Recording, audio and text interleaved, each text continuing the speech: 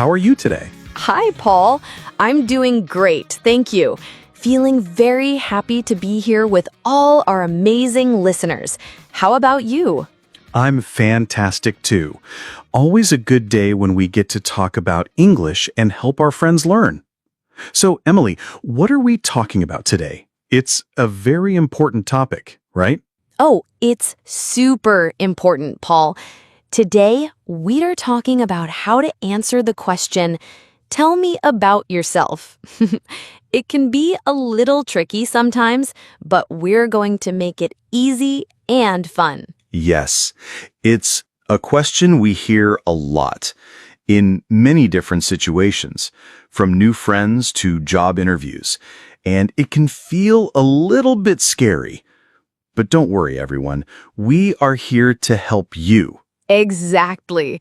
Before we start, please remember to like this episode, share it with your friends who are learning English, and subscribe to our channel if you haven't already. It helps us a lot. Yes, please do.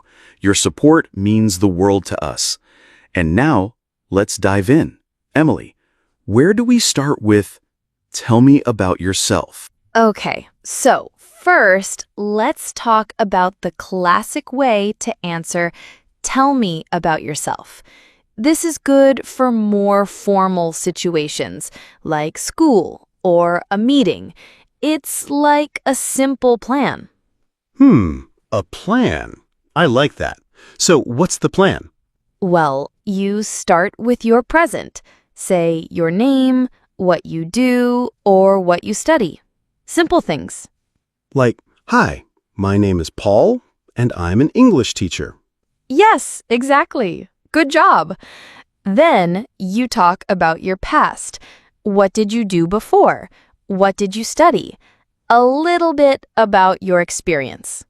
So I worked as a guide before, or I studied history at university. Perfect. And finally, you talk about your future. What do you want to do? What are your goals? This shows you have plans. Like, I want to help more people learn English, or I want to travel the world. Yes, Paul, you got it. So it's present, past, future. It's a nice, clear way to tell your story. That's a great structure. It makes it sound very professional, even for beginners. Now, Paul, what about a super simple and safe version for our beginner friends? Sometimes less is more, right? Oh, absolutely, Emily. For beginners, we want to keep it short and sweet. The goal is to feel comfortable saying something, not to say everything. Yes, so maybe just your name, where you are from, and one hobby or something you like to do. That's perfect. So, my name is Paul. I am from London. I like to read books. That's very easy to remember. Yes, and you can smile. Smiles. It shows you are friendly. You can say, hello, my name is Emily. I am from a small town. I like to walk in the park. See? Short and clear. I think that's great for anyone feeling a little shy. Just a few sentences and you've introduced yourself clearly. No pressure to say too much. Okay, Paul, let's talk about a more specific situation. Job interviews. This one can be tricky, but it's super important to make a good impression fast. Oh, yes. Job interviews. This is where tell me about yourself is almost always the first question. It's not really about your whole life story here. No, not at all. It's about how you are a good fit for the job. So, you need to talk about your skills and your experience that are good for that job. So you should think about the job first. What do they need? Exactly. Think about the job description. Pick one or two things you are good at that match the job. For example, if the job needs someone good with computers, you say, I am very good with computers. And maybe a little about what you did before, if it's related to the job.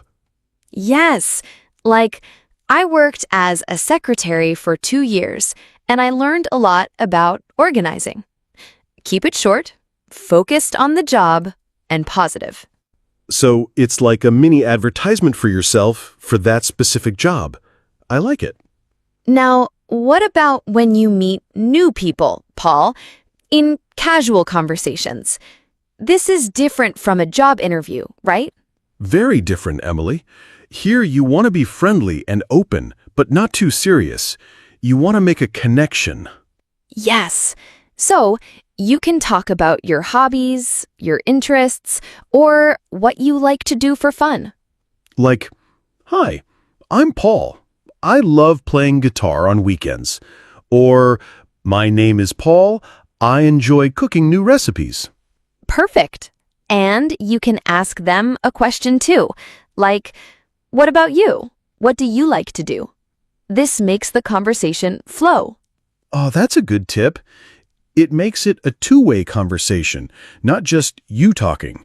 So you share a little, then ask a little. Yes, exactly. It's like, my name is Emily. I like to paint.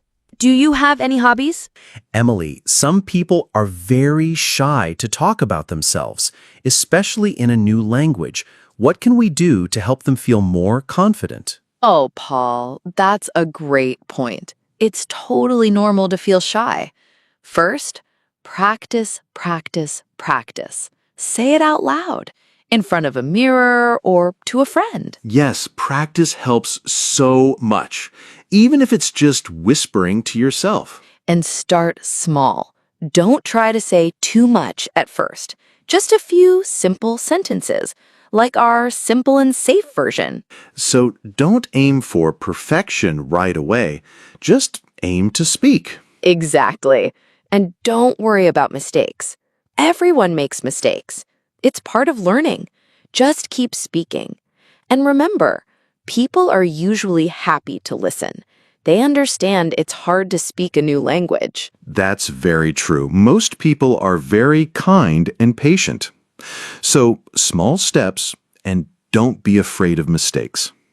Let's go back to our structure, Paul. The present, past, and future model. This is very good for giving a more complete picture of yourself. Yes, it gives a good overview.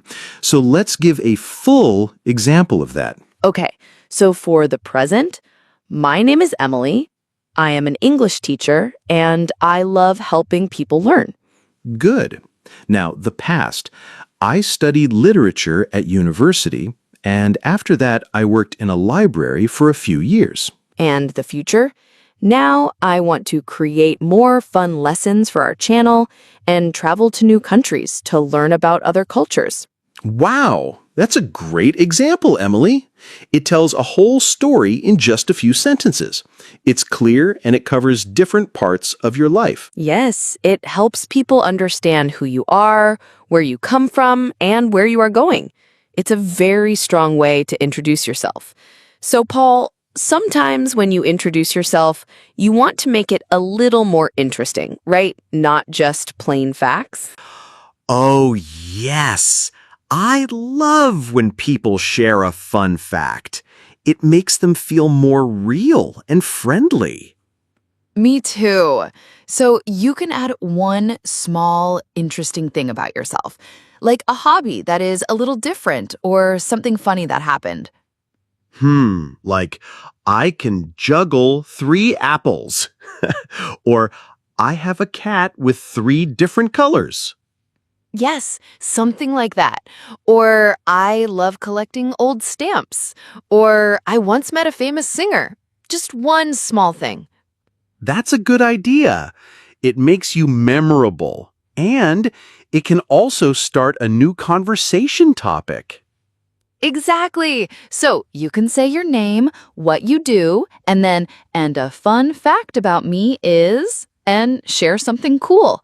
It's great for casual settings. Okay, Emily, let's talk about some things to avoid when answering, "Tell me about yourself." What are some common mistakes? Good point, Paul. We want to help our listeners avoid these. Mistake number 1? Mistake number 1, talking too much. Sometimes people talk for a very long time. It's better to be short and clear. Less is often more. Yes, keep it concise. What's mistake number 2? Mistake number 2, not practicing. If you don't practice, you might feel lost when someone asks you. Practice makes it easier. That makes sense. Practice in front of a mirror or with a friend. Mistake number 3? Mistake number 3, being too negative. Don't complain or say bad things about yourself or your old jobs. Keep it positive. Always positive. Good advice. Mistake number 4? Mistake number 4, giving too much personal information. You don't need to tell your whole life story or very private things, especially to new people. Keep it general and appropriate. Yes, keep some things private. And finally, mistake number 5. Mistake number 5, not thinking about who is asking. Your answer for a friend is different from your answer for a job interview. Think about the situation. Ah, yes, that's so important. Adjust your answer to the situation. Great tips, Emily. Paul, one of the best ways to learn is to hear real examples from native speakers, right? For pronunciation and natural flow.